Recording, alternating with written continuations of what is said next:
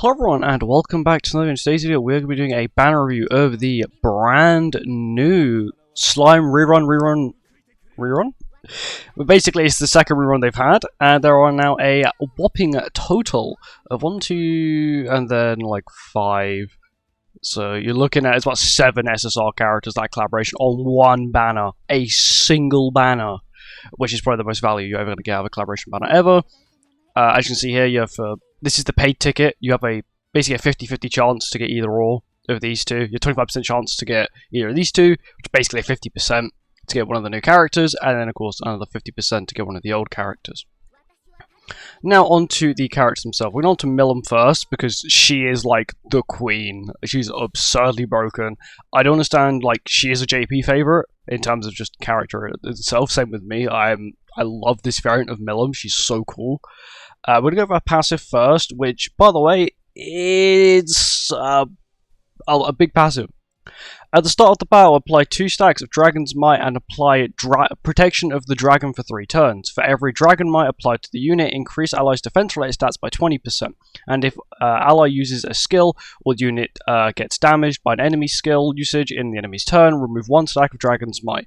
Also, every time Dragon's Might is removed from the unit, increase the unit's all stats by 7% by 28, max 28%. So she can give herself 28% all stats. If all Dragon's Might is removed, apply Dragon's Fury for 3 turns. And if Dragon's Fury gets removed, apply 2 stacks of Dragon's Might again.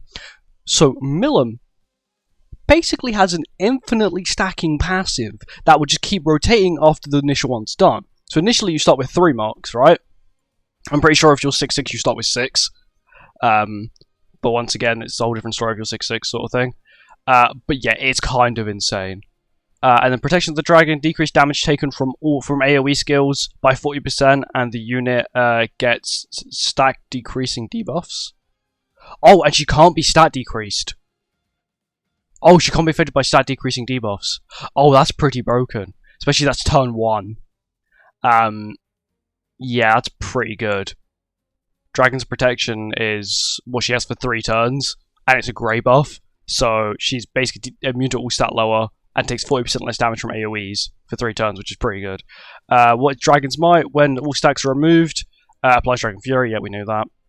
And now this is where it gets slightly broken. Dragon's Fury. 40% attack-related stats increase, ignores 100% of critical resistance, deals additional damage to 40% of final damage when using AoE skills, excludes ultimate. So her AoE skill, which is this one, has a 40% death damage on top of that as well, which by the way it is Spike and has another effect as well, which we'll get into in a second. And now we're going to go on to her relic, then we go on to her kit. When using a skill, she always 100%, regardless of the attribute, deals attribute advantage. She can hit a light character and she'll still hit attribute advantage. That is absurd. That's an insane damage boost. Guaranteed every time she hits. Her first skill, which is called Annihilate, which is this one here, which is 3 times pierce rate, ignores defense, and for every Dragon Might applied to the unit, increase crit chance and damage dealt increase by 50%.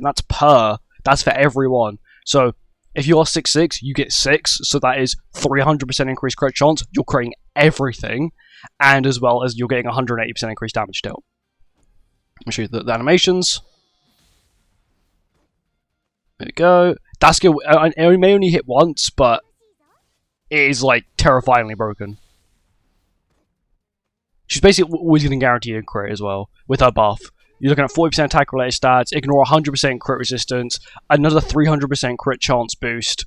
Like, bear in mind her base crit chance, I think, is on par with like Demi, which is 151. So 151, that's with, of course, with all outfits. Plus 300%, 451, plus or minus 100% crit resistance. You know, you're looking at close to over 500% crit chance, basically, if you include the crit resistance lower. Whack. Good damage. And now onto AoE, which is called Storm. 2 times crit damage, ignores resistance, and for every Dragon's Mark applied to the hero, does 50% more damage. Once again, if you are 6/6, that's a 300% damage boost on this AoE skill, which also does death damage. Which is not showed here because this Milim doesn't have the passive unlocked because this is the trial Milim.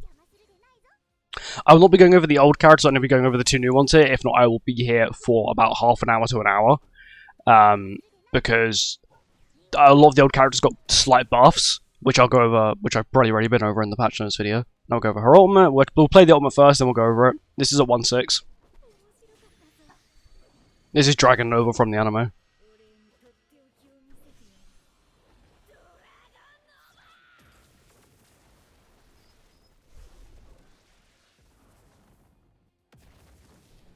Big damage. Okay, and now onto this part. Removes all stacks of Dragon's Might and applies Dragon Fury for 3 turns to the unit, and inflicts storm damage equal to 525% of attack to all enemies. This is, of course, at 6-6. This is 1-6. Let me try and basically translate it. When an ally dies, enemy skill usage, for every unit that dies, this is basically guaranteed, applies Dragon's Rampage for up to 3 turns, stacks up to 6 times. So, it doesn't actually say, it doesn't actually say what Dragon's Rampage does. Dragon's Rampage, increase the unit's single target damage by 50%. So at 1-6, once again, it is still 50% increased damage dealt, but this is where it gets slightly different. At 1-6, it's only 40% of additional damage equal to the enemy's increased HP. What this means is, let's say Gelder's got 400k extra HP, you're dealing at 6-6, or it's actually 5-6 or above, 400k minimum to Gelder. That's absurd. And then damage received from enemies is fixed to 1. Yeah, once again, the only pay to win part of a passive is the HP increased damage, the HP damage thing. That's it. Apart from that, just got this really sick effect as well, which is like her wing, which I think is really cool. I think Demi should have something cool like this. We're going to throw an AoE up just to look at the damage now. Okay, there's not actually that big of a damage difference. Also, because it lasts for a few turns, you can sort of stack it. Uses more than one skill. That's a little bit of a damage increase. And now we're going to go on to Shion, who is quite... How do I say this? Quite mediocre in comparison. We're going to her kit, what she does. So, her passive. At the start of battle in PvE, she's a PvE only character, applies super regeneration and the power of War God. I think I'm going to say power of the God of War. For every ally participating in battle, increase the unit's basic stats by 5% and decrease allies' damage taken by 7%. If allies use single target attacking skills, increase the unit's attack related stats by 5% up to 25%. Sounds sort of similar to Traitor Melee's passive, doesn't it? Or Relic, sorry. And if it's used more than 3 times, so if you use more than 3 single targets in a turn, or 3, apply a buff that increases all allies' crit chance and crit damage by 30% and 50% for 2 turns. Once again, she is literally built for Bird, floor 4. That's what she's designed for. Her passive makes her that. She's not locked to Bird. She can be used anywhere apart from PvP, and of course here Arena, but that's it. So what is Super Regeneration? Super Regeneration, for every 1% of decreased HP on the unit at the start of the ally's turn, allies regenerate with regeneration rate is increased by 2% and can stack to regeneration up to 100k. So I'm pretty sure this means that you can get about 200% regen rate on all your allies, so that's all LL is. And the power of God of War at the start of the ally's turn, increase attack by 10% from the value stacked from super regeneration effect. So basically what this means is if she's at 200% regenerate boost, she will then get a 20% attack boost, basically. That's how it works. First skill here, Amplify. Once again, perfect for Bird. Pretty standard. We'll then go with the level 2 as well. Pretty standard. Level 3.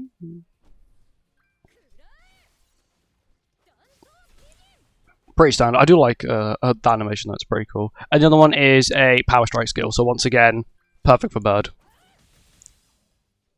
They're also both single targets as well. They both have the same multipliers, nothing's really changed.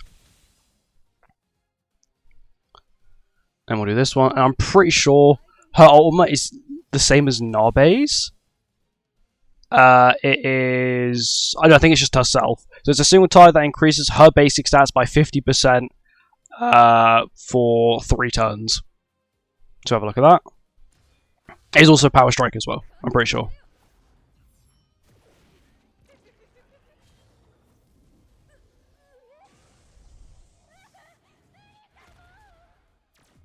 pretty cool. It's like a throwback to the earlier seasons. Big damage. There you go.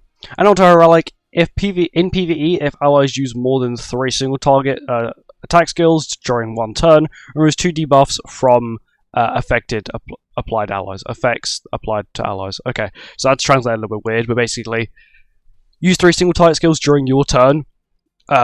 You'll basically cleanse 2 debuffs off you. She is built for Bird Floor 4 and I guess PvE content in general, which is kind of cool.